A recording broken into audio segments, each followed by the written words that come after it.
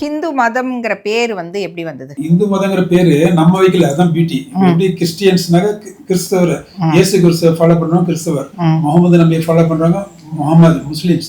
அப்படின்ன மாதிரி நமக்கு ஹிந்துங்கிற பேரு அதெல்லாம் அவங்க வச்சுக்கிட்டாங்க. ஆனா ஹிந்துங்கிற பேர் நம்ம ஹிந்துஸ் வைக்கல, அதான் பியூட்டி. அப்ப யார் வச்சாங்க? யார் வச்சாங்க, எப்படி வச்சாங்கன்னு சொல்றேன். நம்ம இந்தியாவில நம்ம பிரிவினை நடக்கிறதுக்கு முன்னாடி இருக்கும்போது நம்ம ஒரு பர்டிகுலர் சமுதாயம், அவ்வளவுதான். அது இந்துங்கிற பேச்சு கிடையாது. இப்ப நீங்க வந்துட்டு எந்த ஸ்கூல்ல படிச்சீங்க? ராமசாமி ஸ்கூல். ராமசாமி ஸ்கூல்ல நீங்க வந்துட்டு ஒரு டிபேட் நடக்குது, பேச்சு போட்டி நடக்குது. நீங்க ஃபர்ஸ்ட் வந்துட்டீங்க, 12B படிச்சீங்க, ஃபர்ஸ்ட் வந்துட்டீங்க.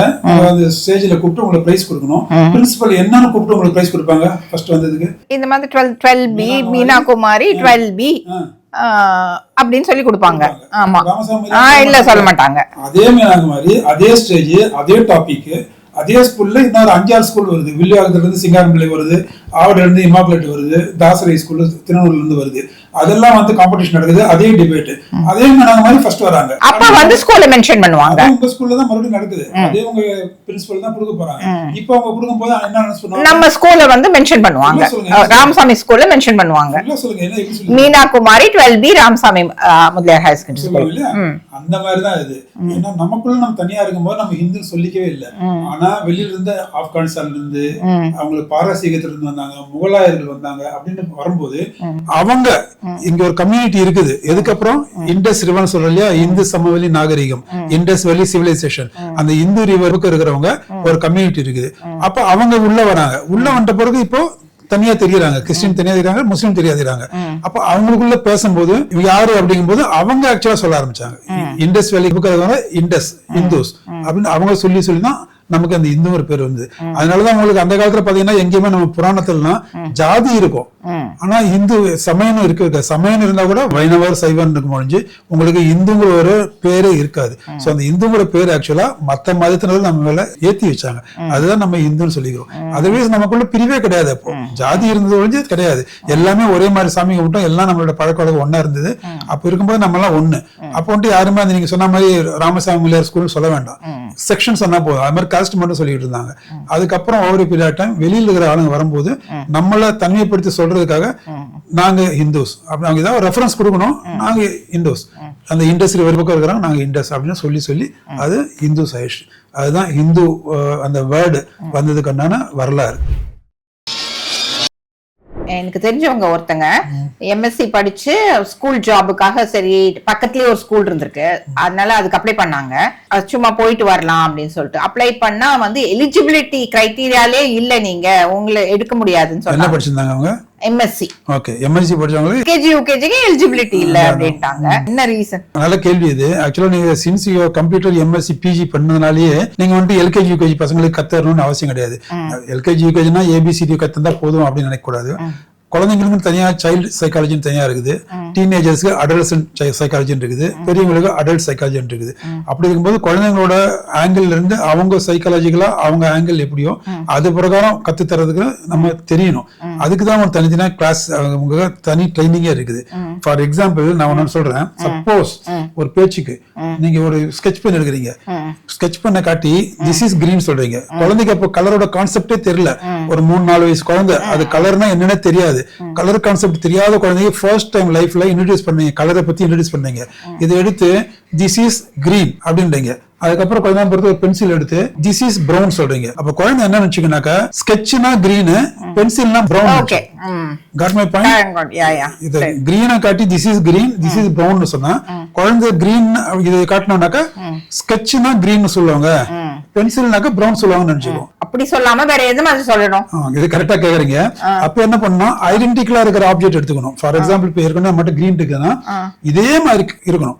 இப்ப நீங்க எடுத்து குழந்தை கிட்ட this is green, this is red அப்படின்னு சொன்னா ஆட்டோமேட்டிக்கா குழந்தை என்ன நினைக்கும், சேம் ஆப்ஜெக்ட் கலர் மட்டும், கலரை பத்தி பேச்சே இல்ல, சேம் ஆப்ஜெக்ட். ஆனா இத கிரீன் சொல்றாங்க, இத ரெட்னு சொல்றாங்க. அப்படின்னா சம்திங் கலரை பத்தி சொல்லும்போது இத கிரீன் சொல்றாங்க, கிரீன் கலர், ரெட் கலர்னா என்ன இருக்குது டிஃபரன்ஸ்? எல்லாம் ஒரே மாதிரி தான் இருக்கு. ஆனா கிரீன் சொல்றாங்க, ரெட் சொல்றாங்க. அப்பதான் அந்த கலருங்கிற ஒண்ணு அது மனசுக்குள்ள போய் நிக்கும். புரியுதா உங்களுக்கு? அப்படிதான் இருக்கணும். அது மாதிரிதான் ஷேப்புக்கு. ஷேப்ல என்ன பண்ணணும்னா இந்த படத்துல பாருங்க காட்டுறேன், ட்ரையாங்கிள் அப்படின்னு ஒண்ணு வச்சுட்டு நீங்க வந்துட்டு ஒரு கிரீன் கலர், ரெட் சர்க்கிளுக்கு ஒண்ணு வட்டமா நீங்க வந்துட்டு ப்ளூ கலர், நீங்க வந்துட்டு ஒரு ரெக்டாங்கிளுக்கு வந்துட்டு ஒரு பிரவுன் கலர் வச்சீங்கன்னாக்கா குழந்தை கம்ப்ளீட்டா கன்ஃபியூஸ் ஆயிடும். நீங்க ரெக்டாங்கிள் வந்துட்டு கிரீன்ல வச்சீங்கன்னாக்கா கிரீன்னா ரெக்டாங்கிள் நினைச்சுப்போம். அதுக்கு போல என்ன பண்ணணும், நீங்க ஒரே கலர்ல டிஃபரெண்ட் ஷேப் புரியுங்களா? ஒரு சர்க்கிள்னாக்க வட்டமா ஒரு கிரீன் கலர்ல, ட்ரையாங்கிள் அதே கிரீன் கலர்ல, உங்களுக்கு வந்துட்டு ஸ்கொயர் கிரீன் கலர்ல, அது மாதிரி எல்லாம் வச்சுட்டு குழந்தைக்கு காட்டினா this is circle, this is square, this is ட்ரையாங்கிள்னா குழந்தை யோசிக்கும் எல்லாம் ஒரே மாதிரி தான் இருக்கு, ஆனா அந்த இது மட்டும் தான் மாறி இருக்குது, அப்ப இதுதான் ஷேப் அப்படின்னு சொல்லுவோம். So we have to be very careful. அதுக்கு சொல்றேன், இது வந்துட்டு சாதாரணமா வெளியோட பார்க்கும்போது தெரியாது, அது குழந்தைங்க ஆங்கிள் வந்து எப்படி பார்க்கணும்னு சொல்லி தான் அந்த குழந்தைங்களுக்கு அதுக்கு சொல்லி தருவாங்க. அது that is called child psychology. அதெல்லாம் அவங்க ஒரு பிஜி படிக்கிறதுனாலே தெரிஞ்சிருக்கணும் அவசியம் கிடையாது. அதனால அந்த ஸ்கூல்ல அதை ரிஜெக்ட் பண்ணிருக்கோம். அதனால அந்த ஸ்கூல் பண்ணது கரெக்ட் தான் நான் சொல்ல வரேன், வேற ஒண்ணும் இல்லை. சோ டீச்சர் ட்ரைனிங் வந்து அதுக்கு மல்டி ஸ்கூல்லாம் சொல்லணும், அது மாதிரி தான் எக்ஸ்க்ளூசிவ்லி அது மாதிரி இருக்கணும். அது மாதிரி அவங்க ட்ரைனிங் போயிருக்கணும், அப்பதான் அவங்களுக்கு கிடைக்கும். டெய்லி பாக்குற டிராபிக் சிக்னல் அத பத்தி ஒரு கேள்வி. அதுல வந்து ரெட், கிரீன், எல்லோ, ஏன் அந்த ஸ்பெசிபிக் கலர்ஸ் வந்து வச்சிருக்காங்க? வேற கலர்ஸ் எல்லாம் நிறைய இருக்குல்ல, பர்பிள், பிங்க், அப்படிலாம் ப்ளூ, அதெல்லாம் கலர்ஸ் இருக்குல்ல. சோ அதெல்லாம் இல்லாம இந்த 3 ஸ்பெசிபிக் கலர்ஸ் மட்டும் வச்சிருக்காங்க. என்ன ரீசன் இருக்கு அதுக்கு? எதுக்குன்னா ஒரு ஜஸ்ட் லைக் தட் அவங்க செலக்ட் பண்ணல அந்த காலத்துல. அதுக்கு ஒரு பர்டிகுலர் சயின்டிபிக் ரீசன் இருக்குது. நீங்க நம்ம சயின்ஸ்ல பிசிக்ஸ் படிக்கும்போது ஞாபகம் இருக்குங்களா, ஒயிட் ரேஸ் லைட் வந்து ஸ்பிளிட் ஆச்சுனாக்கா எத்தனை கலர் வரும்னு சொல்லுவாங்க? 7 colours. 7 colours indicates what? Rainbow colours. Rainbow colours. அந்த ரெயின்போ கலர்ஸ் 7 கலர். என்னென்ன கலர் நமக்கு பிசிக்ஸ் டீச்சர் 100% பிசிக்ஸ் எடுக்கிறவங்க நிச்சயமா அதை பத்தி பேசும்போது அந்த 7 கலர்ஸ் சன்ரேஸ் வந்து வருதுன்னு சொல்லி ரெயின்போல 7 கலர்ஸ் இருக்குதுன்னு சொல்லும் போது அந்த 7 கலர்ஸ் நம்ம ஞாபகம் வச்சுக்கிறதுக்கு ஒரு பர்டிகுலர் வேர்டு சொல்லியிருப்பாங்க. என்ன வேர்டு? விப்ஜிஆர் அப்படின்றாங்க இல்லையா, VIBGYOR. ஸோ விப்ஜிஆர்ல பாத்தீங்கன்னாக்கா கடைசியில இருந்து R இருக்குது, O இருக்குது, Y இருக்குது, அதுக்கப்புறம் G இருக்குது. அதுதான் உங்களோட வேவ் லென்த் ரொம்ப அதிகம். தூரத்துல இருந்து பார்த்தா உங்களுக்கு தெரியும். அதுக்கு மேல போக உங்களுக்கு தூரத்துல இருந்து போறது விசிபிலிட்டி கம்மி ஆயிடும். சோ அதனாலதான் கீழே இருந்து வைக்கணும். சரி, கடைசியா ரெட் வச்சிடலாம், அதுக்கு அடுத்து ஆரஞ்சு, எல்லோ அந்த வரிசையை வச்சா வைக்கணும். ஆனா வச்சோம்னா எல்லோக்கும் ஆரஞ்சுக்கும் டிஃபரன்ஸ் தெரியாது, தூரம் வந்து பார்க்கும்போது தெரியாது. அதனால எல்லோவையும் ஆரஞ்சையும் சேர்த்து ஒரு கலர் மிக்ஸ் பண்ணாங்க. அதுதான் நம்ம எல்லோன்னு சொல்றோம். ஆக்சுவலா அது எல்லோ கிடையாது, அது உண்மையான கலர் ஆரஞ்சும் கிடையாது. அது உண்மையான டெக்னிக்கல் டேர்ம் என்னன்னா ஆம்பர். ஆம்பர்னு என்ன சொல்லுவாங்களா? கம். பிசின் சொல்லுவோம். கோந்து மெட்ராஸ் பேட்டர் சொன்னா கோந்துனும் பிசின் சொல்லுவோம். பிசின் எப்படின்னாக்க இயற்கையான பிசின், மரத்துல இந்த முருங்கை மரத்துல குத்துனாக்க உள்ள இருந்து வரும். அது நான் படத்துலயும் காட்ட பாருங்க. அதுதான் நம்ம முதல்ல எல்லாம் எடுத்துருப்போம். ரெசின் கூட சொல்லுவாங்க ஒரு பேச்சுக்கு, நான் பிசின் சொல்றது ரெசின் சொல்லுவாங்க. அதுல இருந்து வர்றதுதான் அந்த கலர் பாத்தீங்கன்னா ஆம்பர். அந்த கலர் தான் உங்களுக்கு இந்த பார்க்கிங் லேம்ப்ல பின்னாடி, ஃபாக் லேம்ப்ல முன்னாடி இருக்கும். அதுதான் உங்களுக்கு சிக்னல் இருக்குது. So actually that is not yellow colour, that is called Amber. So red வச்சாச்சு, எல்லோ ஆரஞ்சு மிக்ஸ் பண்ணி ஆம்பர் வச்சாச்சு, அதுக்கடுத்து கிரீன் வச்சாச்சு. சோ மூணுமே டிஸ்டிங்க்ட் கலரா இருக்கும். அதுவும் தூரம் பார்த்தா தெரியும். அதனாலதான் ரெட், ஆம்பர், உங்களுக்கு கிரீன் வச்சாங்க. மற்றபடி ஜஸ்ட் லைக் ஒரு கலர் வைக்கணும்னு சொல்லி வைக்கல. அது காரணம் இதுக்கு பின்னாடி இவ்வளவு பெரிய சயின்ஸ் இருக்கு, அதுக்கு சொல்ல வந்தேன் நான். வியூவர்ஸ் தெரியாம இருக்கிறவங்களுக்காக தெரியறதுக்காக சொன்னேன் நான். நீங்க கிளாஸஸ் போட்டிருக்கீங்க, ஸ்பெக்ஸ். சோ அதுல வந்து ப்ரோக்ரெசிவ் லென்ஸ்னா அத சேர்க்கறாங்கல்ல, அதுனா என்ன? அது வியூவர்ஸ் சேல் சொல்றேன். அடிக்கடி டாக்டர் சொல்லுவாங்க, செக் பண்ணி பார்த்த பிறகு நீங்க ஷார்ட் சைடுக்கு ஒரு லென்ஸ் போடணும், இல்லாட்டி லாங் சைடுக்கு போடணும், இதெல்லாம் ப்ரோக்ரெசிவ் லென்ஸ் போடணும்னு சொல்லுவாங்க.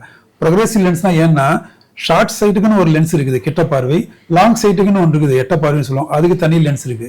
ஒரு சிலருக்கு ஷார்ட் சைட் மட்டும் இருக்கும், ஃபுல் கண்ணாடி ஷார்ட் சைட்டுக்கு போட்டலாம். ஒரு சிலருக்கு லாங் சைட் மட்டும் இருக்கும், அவங்களுக்கு ஃபுல் கண்ணாடி லாங்க்கு போட்டலாம். ஆனா ஒரு சிலருக்கு ஷார்ட் சைட் ப்ராப்ளம் இருக்கும், லாங் சைட் ப்ராப்ளம் இருக்கும். அப்படி இருக்கும்போது அவங்களுக்கு ரெண்டுமே போடணும். அப்ப அந்த காலத்துல நம்ம வயசானவங்க எல்லாம் போட்டு பாத்தீங்கன்னாக்க உங்களுக்கு ஷார்ட் சைட்டுக்கும் லாங் சைட்டுக்கும் தனித்தனியா இருக்கும். மேல ஒரு செமி சர்க்கிள்ல ஒரு வட்டம் இருக்கும், பாத்தீங்களா? ஒரு ஹாஃப் சர்க்கிள் இருக்கும். பழைய காலத்துல போட்டோ எல்லாம் பாத்தீங்கன்னா ரொம்ப டிஸ்டிங்டா தெரியும், ஹாஃப் சர்க்கிள் தெரியும். ஸோ மேல இருக்கிறது லாங் சைடு, கீழே ஷார்ட் சைடு, அது மாதிரி வைஸ் வர்ஸா இருக்கலாம். அப்படி போடும்போது கொஞ்சம் பாக்குறது நல்லா இருக்காது, ரொம்ப வயசானவங்க மாதிரி ஒரு மாதிரி இருக்கும். அதனால இப்ப என்ன பண்ணாங்க டாக்டர், அந்த கிளியர் கட்டா டிஸ்டிங்டா வர அந்த மார்க்கு தெரியக்கூடாதுக்காக மொல்லமா ஷார்ட் சைட்ல இருந்து மொல்லமா ஒரு பர்டிகுலர் இடத்துல டிரான்சிஷன் ஆகி லாங் சைடுக்கு போயிடும். So gradually it progress. அதனாலதான் உங்களுக்கு அது பேரு ப்ராக்ரஸ். ப்ராக்ரஸ்னா முன்னேறது இல்லையா, மொல்லமா முன்னேறும். ஒரு சைட்ல இருந்து இன்னொரு சைட்ல மொல்லமா ப்ராக்ரஸ் ஆகி போகும். That's why it is called progressive lens. So progressive லென்ஸ்னா உங்களுக்கு அதில் ஷார்ட் சைடுக்கும் லாங் சைடுக்கும் இருக்கும். அந்த ஸ்பெக்ஸ் சொல்லும் போது எனக்கு நம்ம 12th படிக்கும் போது உஷா டீச்சர் சொன்னது ஞாபகம் வருது. SRMHSல எந்த ஸ்கூல்ல? SRMHSல சரி. கிட்ட குழி பறிச்சு எட்ட குவின்னு ஞாபகம் இருக்கா? அது அவங்க என்ன சொன்னாங்கன்னாக்கா, வியூவர்ஸ் சொல்றேன், பிசிக்ஸ் டீச்சர் இருந்தாங்க, உஷா டீச்சர் இருந்தாங்க, Ramasamy Mudaliar higher secondary school அம்பத்தூர்ல. அவங்க எடுக்கும்போது ஜஸ்ட் கேஷுவலா அவங்க சொன்னாங்க, அது ஞாபகம் வச்சுக்கிறதுக்காக கன்ஃபியூஸ் வரக்கூடாதுன்னு சொல்லிட்டு, அது லென்ஸ் என்னன்னு சொல்லி, குவி லென்ஸ்னா என்ன, குழி லென்ஸ்னா என்னன்னு சொல்லுவாங்க இல்லையா. அஸ்கோர்ஸ் இங்கிலீஷ் மீடியம் இருந்தாலும் தமிழ்ல அவங்க மறக்காம இருக்க சொல்லி கொடுத்தாங்க. அவங்க என்ன சொன்னாங்கன்னா, ஷார்ட் சைடுக்கு உங்களுக்கு கான்கேவ், லாங் சைடுக்கு உங்களுக்கு கான்வெக்ஸ். அதை அவங்க சொல்லி கொடுத்தனால இன்னும் மறக்காம அதை நாங்கள் சொல்றோம், கிட்ட குழி பறிச்சு எட்ட குவி அப்படின்னு. ஸோ கான்வெக்ஸ், கான்கேவ் லென்ஸ், பக்கத்துக்கு லாங்க்கு எப்படின்னு சொல்லி அவங்க மறக்காம இருக்கிறத சொல்லி கொடுத்தாங்க. அது என்னால் மறக்க முடியல, அதுக்காக சொன்னேன் நான். இனி இவ்வளவு நாள் கழிச்சு நீங்க உஷா மிஸ் ஞாபகம் வச்சிருக்கீங்க, அதுக்காக ஐ ஷுட் தேங்க்யூ. இப்போ ஒரு பிலாசபிக்கல் கேள்வி. ஓகே. இப்போ லைஃப்ல பாத்தீங்கன்னா சில பேர் வந்து நிறைய ஹார்ட் ஒர்க் பண்ணுவாங்க, மெனக்கிடுவாங்க லைஃப்ல நிறைய விஷயத்துக்கு. ஆனா அவங்க வந்து ஒரு இடத்துல ஸ்டக் ஆயே இருப்பாங்க. சில பேர் வந்து டக்குன்னு வந்து மேல போயிருவாங்க, எங்கேயோ ரீச் ஆயிருவாங்க. அது என்ன லைஃபோட கான்செப்ட் என்ன? இல்ல அது டக்குன்னு போக மாட்டாங்க. அங்கதான் சொல்ல வந்தேன். ஒரு ஹியூமன் பீங்கோட கான்செப்ட் ஃபர்ஸ்ட் லைஃப் பத்தி எடுத்தோம்னா 5 ஸ்டேஜ் இருக்கு. அதுக்காக தான் அது ஹிந்தியில சொல்லுவாங்க, ரோட்டி, கபடா, மக்கான் அப்படின்னாங்க. ரோட்டினா சாப்பாடு, கபடானா துணி, மக்கான்னா வீடு. சோ 5 ஸ்டேஜ் இருக்குது. இதுல 3 இது வந்துருச்சு. 4வது 5வது என்னன்னு சொல்லிடுறேன். முதல்ல மனுஷனா பிறந்தவனுக்கு எடுத்த உடனே அவனுக்கு ரோட்டி, சாப்பாடு, ரொட்டி வேணும். அது மற்றதை பத்தி அவனுக்கு கவலையே கிடையாது. ஒரு மனுஷனா பிறந்தா அவனுக்கு முதல்ல சாப்பாடு வேணும். அது முதல்ல கிடைக்குதான்னு எல்லா மனுஷனும் பார்ப்பாங்க. அது சாப்பாடு கிடைச்சதுன்னா அடுத்த லெவலில் அந்த மனுஷனா பிறகு என்ன யோசிப்பான்னா, எனக்கு அடுத்தது ஒரு மானத்துக்காகிறது துணி வேணும்னு அப்பதான் நினைப்பான். ஸோ கப்படா, அதுக்கடுத்து துணி வேணும்னு நினைப்பான். ரோட்டி கப்படா 2 கிடைச்சிச்சுனாக்கா அதுக்கடுத்து எனக்கு எங்கேயாவது தங்குறதுக்கு, ஈவன் ஒரு பிரிட்ஜு கீழே ஒரு இடம் தங்குறதுனா சரி, அவனுக்குன்னு ஒரு இடம், இது ஃபிளைஓவர் கீழே ஒரு பிரிட்ஜுனா கூட அவனுக்கு டெய்லி அங்கதான் வந்து படுப்பான். அது மாதிரி ஒரு வாடகை வீடு எடுத்தா டெய்லி அங்க இருப்பாங்க.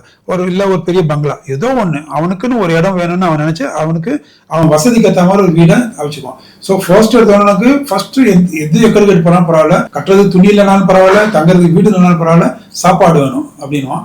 2வது சாப்பாடு கிடைச்சா எனக்கு கொஞ்சம் துணி நல்லா போட்டுட்டா பரவாயில்லன்னு தோணும். அதுவும் நல்லா கிடைச்சுன்னா கொஞ்சம் ஏதாவது தங்குறதுக்கு இடம் இருந்தா போதுன்னு நினைப்பான். இது 3 ஆயிட்ட பிறகு 4வது மனுஷன் என்ன நினைப்பானா, இது 3 கிடைச்ச உடனே அடுத்து என்ன நினைப்பானா, எனக்கு சொசைட்டில ஒரு ஸ்டேட்டஸ் நினைப்பான். புரியுதுங்களா? நான் பேங்க்ல கிளர்க்கா இருக்கேன், மேனேஜரா இருக்கேன், நான் ஸ்கூல் டீச்சரா இருக்கேன், நான் போலீஸ்ல இன்ஸ்பெக்டரா இருக்கேன், ஏதோ சொசைட்டில ஏதோ ஒரு ஸ்டேட்டஸ் இருக்கணும், என் ரிலேட்டிவ்ஸ் மற்றவங்க எல்லாம் எனக்கு ஒரு மரியாதை கொடுக்கணும், அட்ரஸ் கொடுக்கணும் அப்படின்னு 4வது ஸ்டேஜுக்கு நினைப்பான். இது 3 இருந்தாதான் 4வது நினைப்பான். முதல்ல சாப்பிடுறதுக்கு அவனுக்கு சாப்பாடு இருக்கணும், 2வது அவனுக்கு துணி இருக்கணும், 3வது தங்குறதுக்கு ஓரளவுக்கு இடம், வாடகையோ சொந்தமோ ஓரளவு தங்குறதுக்கு ஒரு மாதிரி கம்ஃபர்டா இடம் இருக்கணும். அப்படி இருந்தாதான் 4வது பத்தி யோசிப்பான். எனக்கு சமுதாயத்துல ஒரு ஸ்டேட்டஸ் இருக்கணும் அப்படின்னு நினைப்பான். மனுஷன் இருக்கணும். 4ம் அவனுக்கு கிடைச்சிட்டு ஓரளவுக்கு கம்ஃபர்ட் ஆயிட்டானா 5வது அவனுக்குள்ள ஒரு பேஷன் ஒண்ணு இருக்கும், அவனுக்கு எல்லாம் உனக்குள்ள இருக்கும். அதுக்கப்புறம் அது வெளிப்படும், காலங்காலமா இருக்கும், குழந்தையில இருந்து இருக்கும். ஆனா அவனுக்கு இதெல்லாம் இல்லாத பட்சத்துல அதை பத்தி அவன் யோசிக்க மாட்டான். புரியுதா? இதெல்லாம் இல்லாத போது யோசிக்க மாட்டான். அப்போ அவன் நினைப்பான் 4 கிடைச்சா 5வது பத்தி யோசிப்பான். அதுதான் அவனை வந்துட்டு அந்த பீக்கில கொண்டு போய் விடுது, அந்த ஞானி மாதிரி. அதுக்கப்புறம் எல்லாம் இருக்கும் பட்சத்துல தான் 5வது பத்தி நமக்கு அவனோட இன்னர் ஒரு பேஷன் இருக்கும், அது அப்பதான் வெளிப்படும். ஒரு சில போலீஸ் ஆபீஸ் எல்லாம் பாத்தீங்கன்னா ரிட்டையர் ஆகிற பிறகு புக் எழுதுவாங்க. ஒரு சில போலீஸ் ஆபீஸ் ரிட்டையர் ஆகிற பிறகு பாத்தீங்கன்னாக்கா அதுக்கப்புறம் தான் மியூசிக்ல போய் சேருவாங்க பாத்தீங்கன்னாக்கா, இல்ல ஏதாவது ஸ்போர்ட்ஸ் விளையாட ஆரம்பிப்பாங்க. ஏதோ ஒண்ணு அவங்களுக்கு ரொம்ப நாளா இருந்திருக்கும். ஆனா அந்த 4 ஃபுல்ஃபில் ஆனாதான் அந்த 5வது பத்தி யோசிப்பாங்க. ஆனா நம்ம சொல்றதுல சோக்கால நீங்க சொல்றீங்களா, திடீர்னு பீக்ல போக மாட்டாங்க. அவங்க இந்த 4 ஸ்டேஜையும் பைபாஸ் பண்ணிட்டு ஃபர்ஸ்ட் சின்ன இருந்து 5வது போயிடும். ஃபார் எக்ஸாம்பிள் இளையராஜாவோ, ஏஆர் ரஹ்மானோ, வேற யாரோ ஒரு ஆக்டர், சிவாஜி கணேசன் மாதிரி ஒரு ஆக்டரோ, அவங்களும் நினைச்சு பாருங்க, அவங்க சின்ன வயசுல அவங்களுக்கு சோறு வேண்டாம், துணி வேண்டாம், தங்குறதுக்கு இடம் வேண்டாம். ஆமா, அவங்க தங்குறதுக்கு இடம் வேண்டாம். அவங்களுக்கு வந்துட்டு சொசைட்டில என்ன பண்றா ஏது பண்றான்னு யாரும் சொல்லவும் வேண்டாம். எனக்கு மியூசிக், எனக்கு நடிப்பு, இதுதான் நான் பண்ணுவேன், இதை தவிர எனக்கு கிடையாது. சோ நம்ம அந்த 4 ஸ்டேஜ் கிராஸ் பண்ணி 5th ஸ்டேஜ் போறதுக்கு நமக்கு 50-60 வயசு ஆயிடுது. அப்பதான் 60 வயசுக்கு மேல நம்ம எல்லாமே ஆரம்பிப்போம். எவ்வளவு உழைச்சாலும் நம்ம ஃபர்தரா ஒரு 10-15 வருஷம் தான் போக முடியும். அந்த டிஸ்டன்ஸ் நம்மளால கவர் பண்ண முடியாது. ஆனா இவங்க 0ல இருந்து ஸ்டார்ட் பண்ணும்போது பைபாஸ் பண்ணிட்டு நம்ம இப்படி வந்தோம்னா 5க்கு அவங்க இப்படி வந்துருவாங்க. அப்படி இருக்கும்போது நேச்சுரல் தே வில் பிகம் ஞானி. அதுதான் உண்மை. சரியா? அதனால மனுஷனோட நான் வியூவர்ஸ்க்கு சொல்றேன், நீங்க எந்த ஸ்டேஜ்ல இருக்கிறீங்க அதை நினைச்சு பாருங்க. நீங்க ஞானி ஆகணும்னாக்கா ஃபர்ஸ்ட்ல இருந்து நாங்க நேரா அங்க ஜம்ப் அடிக்கணும். ஆனா நம்ம நினைச்சதெல்லாம் வர்றது இல்ல. அது வந்து இன்பார்ன் குவாலிட்டி, அது காடோட கிஃப்ட் தான் வரும். அப்படி வந்தா நம்ம எங்கே போவோம். இல்ல அப்படின்னாக்கா நம்ம ஆர்டினரி மேன் மாதிரி அதே தான், ரோட்டி, கபடா, அவர் மக்கான். அது இல்லாம உங்களுக்கு சொசைட்டில ஸ்டேட்டஸ், அதுக்கப்புறம் தான் உங்களுக்கு லாஸ்ட் உங்களோட பேஷன் என்னவோ அதை நீங்க பர்சூ பண்ணுவீங்க. அதுக்கப்புறம் நீங்க ஓரளவுக்கு தான் போக முடியும். இப்போ கிரிக்கெட் பாருங்க, இல்லை ஒரு செஸ் பாருங்க, எல்லாமே பாத்தீங்கன்னா உங்களுக்கு ஆரம்பத்துல இருந்தே அது வச்சிருப்பாங்க.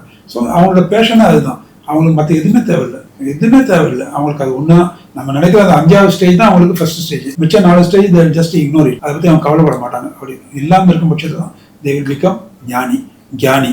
அதுதான் சொல்லுவாங்க, வேற ஒண்ணு இல்லை. ஓகேவா? ஓகே.